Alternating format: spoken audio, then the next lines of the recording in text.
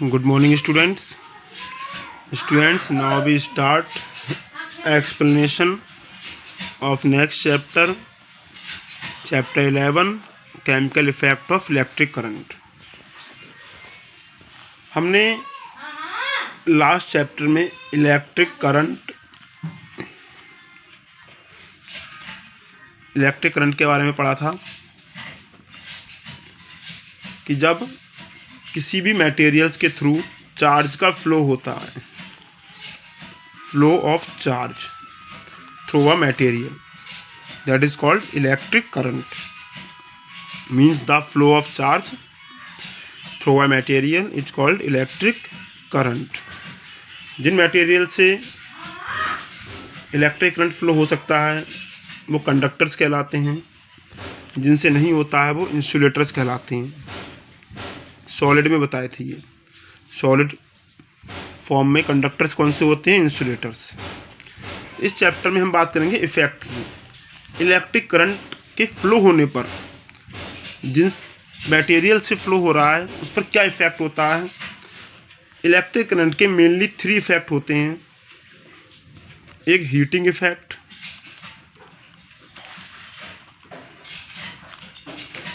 Second magnetic effect,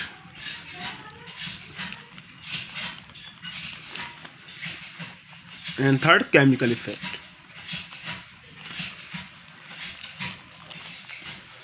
heating effect क्या होता है? देखिए, जब हम किसी मटेरियल से, किसी सब्सटेंस से इलेक्ट्रिक करंट पास करते हैं तो वो हीट होने लगता है, मीन्स हीट देने लगता है. ये हीटिंग इफेक्ट कहलाता है. Electric bulb, electric iron, electric rod जो पानी गर्म करते हैं हम, ये सब हमारे हीटिंग इफेक्ट पे वर्क करते हैं. ये पहला हो गया heating effect. Second magnetic effect. देखिए, जब कुछ मटेरियल्स में हम इलेक्ट्रिक करंट पास करते हैं तो वे जस्ट लाइक अ मैग्नेट की तरह बिहेव करने लगते हैं. ये मैग्नेटिक इफेक्ट कहलाता है. जैसे हमारी इलेक्ट्रिक बेल होती है, ये मैग्नेटिक इफेक्ट पे वर्क करती है. ठीक. इस चैप्टर में हम केमिकल इफेक्ट के बारे में डिस्कस करेंगे. केमिकल इफेक्ट में जब सर्टेन लिक्विड, कुछ लिक्विड से इलेक्ट्रिक करंट पास किया जाता है. कुछ लिक्विड्स होते हैं, अब तक आपने सॉलिड में पढ़ा था कि इलेक्ट्रिक करंट सॉलिड में पास होता है या नहीं होता है. उस बेस पर हम कंडक्टर और इंसुलेटर को डिवाइड करते थे. अब लिक्विड की बात करते हैं. कुछ लिक्विड ऐसे होते हैं उनमें इलेक्ट्रिक करंट पास हो जाता है, और जब उनमें इलेक्ट्रिक करंट पास होता है तो एक केमिकल चेंज टेक प्लेस. कुछ केमिकल चेंज होते हैं.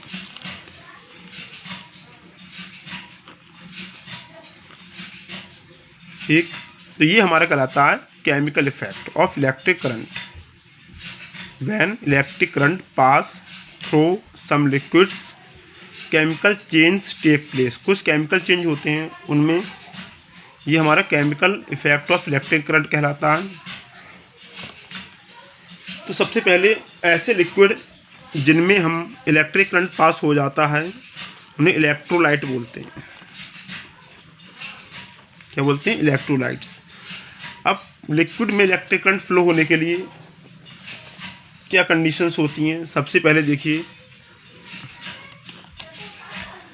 अभी मेरा जिस लिक्विड में इलेक्ट्रिक करंट पास हो जाता है उन्हें क्या बोलते हैं? इलेक्ट्रोलाइट. ये हमारा लिक्विड जो हो गया इलेक्ट्रोलाइट हो गया. इलेक्ट्रिक करंट का पूरा सर्किट बनाने के लिए 2 हम मेटलिक रॉड लेते हैं. ठीक. जिन्हें इलेक्ट्रोड बोला जाता है. क्या बोलते हैं ना? इलेक्ट्रोड. ठीक. इन इलेक्ट्रोड को, जो मेटलिक रॉड होते हैं, इन इलेक्ट्रोड को हम किसी भी आउटर सोर्स से ऐड कर देते हैं. इस तरीके से इलेक्ट्रिक करंट पास होता है. ये इलेक्ट्रोड होते हैं मेटलिक रॉड, ये 2 होती हैं. एक वो जो बैटरी के पॉजिटिव टर्मिनल से कनेक्ट होती है, एक वो जो बैटरी के निगेटिव टर्मिनल से कनेक्ट होती है। तो जो नेगेटिव टर्मिनल से होती है इसे बोलते हैं कैथोड, और जो पॉजिटिव से होती है उसे बोलते हैं एनोड। ठीक, तो इस तरीके से आप इलेक्ट्रिक करंट पास करते हैं। तो देख लें यहाँ पर जो लिक्विड होता है इसमें इलेक्ट्रिक करंट पास किया जाता है, इलेक्ट्रोलाइट्स बोलते हैं। 2 मेटेलिक रॉड होती हैं जिन्हें इलेक्ट्रोड बोलते हैं, कॉमन नेम उनका इलेक्ट्रोड है। उसे हम आउटर किसी बैटरी से जोड़ देते हैं करंट पूरा सर्किट बनाने के लिए। तो जो पॉजिटिव टर्मिनल से होता है उसे एनोड, और जो नेगेटिव टर्मिनल से होता है उसे कैथोड। इस तरीके से electric current through the liquid flow किया जा सकता है। ठीक, अब देखिए डिस्टिल्ड वाटर जो होता है, डिस्टिल्ड वाटर में इलेक्ट्रिक करंट पास नहीं कर सकता, नहीं होता। ठीक, लेकिन जो हमारा उस डिस्टिल्ड वाटर में कुछ सॉल्ट में मिक्स कर देते हैं। डिस्टिल्ड वाटर में करंट फ्लो नहीं हो सकता, लेकिन उसमें सॉल्ट मिक्स कर देंगे तो इस तरीके का सॉल्टी वाटर होगा जो, उसमें इलेक्ट्रिक करंट पास हो जाता है। इसका रीज़न क्या होता है, देखिए लिक्विड में इलेक्ट्रिक करंट फ्लो होने के लिए क्या नेसेसिटीज़ होनी चाहिए, इसके बारे में बात करेंगे हम। तो सबसे पहले हम सॉलिड के बारे में बात करते हैं। सॉलिड में इलेक्ट्रिक करंट पास कैसे होता है, क्या नेसेसिटीज़ होती हैं, क्या कंडीशंस होती हैं जिससे सॉलिड में इलेक्ट्रिक करंट पास होता है। आपको बताया मैंने, जो भी सॉलिड्स होते हैं सब हमारे एक स्मॉलेस्ट पार्टिकल से मिलकर बने होते हैं जिन्हें हम एटम बोलते हैं।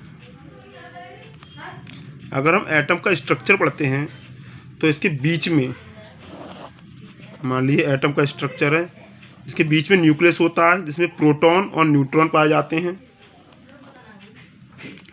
और इलेक्ट्रॉन इसके चारों तरफ घूमते रहते हैं। प्रोटॉन पे पॉजिटिव चार्ज होता है, इलेक्ट्रॉन पे नेगेटिव चार्ज होता है। ठीक, अब जो और इनके बीच न्यूक्लियस और इलेक्ट्रॉन के बीच अट्रैक्शन फोर्स लगा रहता है, जिनसे ये इलेक्ट्रॉन जो है इनके चारों तरफ रिवॉल्व होते रहते हैं। लेकिन जब जो इलेक्ट्रॉन्स न्यूक्लियस से काफ़ी दूरी पर होते हैं तो अट्रैक्शन फोर्स कम हो जाता है, तो ये इलेक्ट्रॉन जो होते हैं वो इस एटम को छोड़कर फ्री हो जाते हैं, एटम से ना होकर फ्री उस सब्सटेंस में, उस मटेरियल में घूमने लगते हैं। ठीक, ये पॉजिटिव चार्ज हमारा हो गया एटम, और जो इलेक्ट्रॉन होते हैं वो हमारे फ्रीली घूमते रहते हैं, जो एटम से अलग हो जाते हैं अट्रैक्शन फोर्स कम होने के कारण। इन इलेक्ट्रॉन्स को कहते हैं free electron. In free electron के कारण ही सॉलिड में इलेक्ट्रिक करंट पास होता है। जब हम किसी सब्सटेंस को आउटर सोर्स से जोड़ देते हैं, आउटर बैटरी से जोड़ देंगे, तब ये इलेक्ट्रॉन एक डायरेक्शन से दूसरे डायरेक्शन में फ्लो होने लगते हैं। ठीक, अब जो आपको इंसुलेटर कंडक्टर बताया था, कंडक्टर क्या होंगे, जिनमें फ्री इलेक्ट्रॉन होते हैं वो इलेक्ट्रिक करंट पास कर देते हैं, तो हमारे कंडक्टर कहलाते हैं। जिनमें फ्री इलेक्ट्रॉन नहीं होते हैं वो इलेक्ट्रिक करंट पास नहीं कर सकते, इसलिए उन्हें इंसुलेटर कहते हैं। ये तो सॉलिड का हो गया। अब देखते हैं लिक्विड। लिक्विड में क्या होता है, देखिए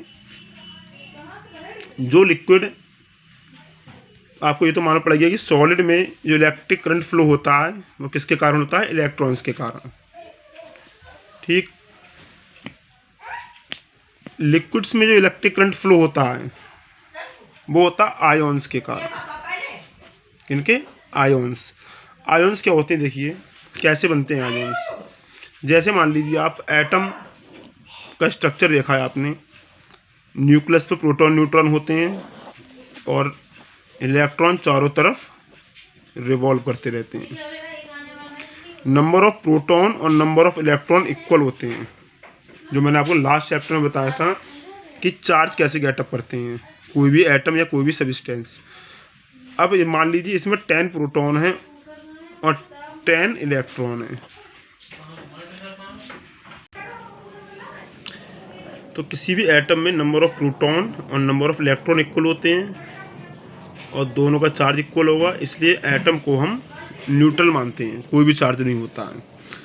अब मान ली एक इलेक्ट्रॉन गेन हो जाए, जो मेथड बताए थे चार्जिंग के, या इलेक्ट्रॉन लूज हो जाए, तब इस एटम पर या तो पॉजिटिव चार्ज आ जाएगा या नेगेटिव चार्ज आ जाएगा।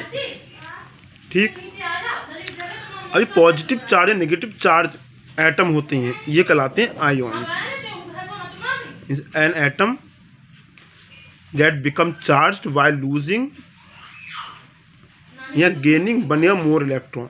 बस कोई भी एटम जो चार्ज हो जाता है बाय लूजिंग या गेनिंग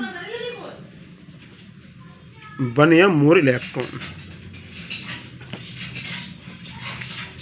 तो जो एटम जो चार्ज हो जाते हैं, एटम्स या radical become charged by losing and gaining one या more electrons are called ions. ये आयोन्स कहलाते हैं। और लिक्विड में जो इलेक्ट्रिक करंट फ्लो होता है वो आयोन्स के कारण होता है। जैसे हम बात करते हैं Na होता है, जब ये इलेक्ट्रॉन लूज कर देता है तो इस पर निगेटिव पॉजिटिव चार्ज आ जाता है, तो ये सोडियम आयन कहलाएगा। क्लोराइन होता है, ये एक इलेक्ट्रॉन रिसीव कर लेता है, गेन कर लेता है, तो इस पर निगेटिव चार्ज आ जाता है, तो ये कहलाएगा क्लोराइड निगेटिव आयोन्स। ठीक, तो कुछ पॉजिटिव आयोन्स होते हैं, जैसे सोडियम, ये पॉजिटिव आयोन है, potassium positive ion, calcium positive ion, copper, ये पॉजिटिव आयोन्स कहलाते हैं। नेगेटिव आयोन्स जैसे chlorine negative ions, iodine, hydroxide negative ions, NO3, ये नेगेटिव आयोन्स होते हैं। ठीक, अब ऐसे कंपाउंड जो पॉजिटिव और नेगेटिव आयोन्स के कॉम्बिनेशन से बनते हैं, कंबाइन होने से बनते हैं, ये कहलाते हैं आयोनिक कंपाउंड।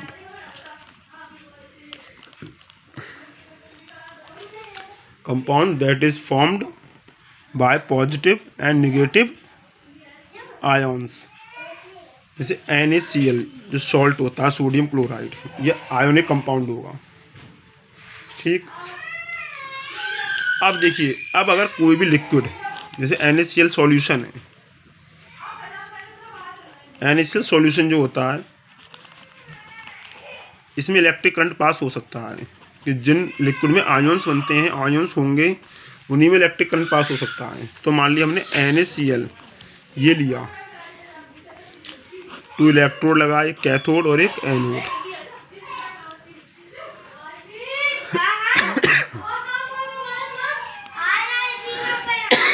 ये एनोड हो गया, ये कैथोड। जब हम इलेक्ट्रिक करंट पास करेंगे किसी बैटरी से, तो ये NaCl डिकम्पोज हो जाता है, पॉजिटिव सोडियम आयन बनता है और Cl नेगेटिव आयन बनता है।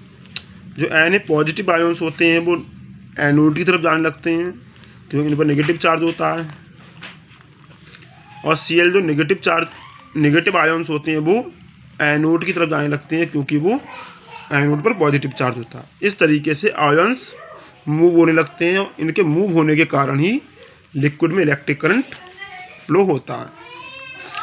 ठीक, तो हम ये कह सकते हैं कि जो लिक्विड्स होते हैं उनमें इलेक्ट्रिक करंट आयन्स के कारण होता है।